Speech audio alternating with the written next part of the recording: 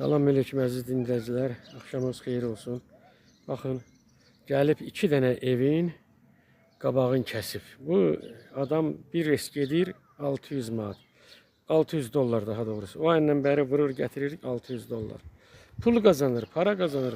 Gah gahlayır, saxlayır, gətirir məscidin böyründə, tinidə. Gah bax, mənim belə kandarımda. Bir dəfə çəkib YouTube'a qoymuşam. İndi də gəlib dayanıb burada. Ay kişi, sən pul qazanırsan, çörək qazanırsan, irinqan olsun, zəhərənin olsun. Apar bunu bir normal bir yerdə saxladı. Burada gəldiriyorsan cəmaatın giriş-çıxış yerin qabağını kəsibsən. Bu boyda həngaməni neçə gündür saxlayır bax bu yanlarda. Çox belə əndirabadi vəziyyət yaranıb. Böyle görürsən, bunu ancaq müraciət eləmək lazımdır. Hüquq mühafizə orqanlarına, belə adamlardan ölçü götürsün. Bayaqları xodduyub orada düz yarım saat hır hır hır hır hır hır hır hır hır hır hır. Ne olub ay qardaş, bunu apar saxla o ayında. Nə verirsən, nə vermirsən buna, nə bilim at qatka verirsən, ap qatka verirsən, nə verirsən bunu yad elə də.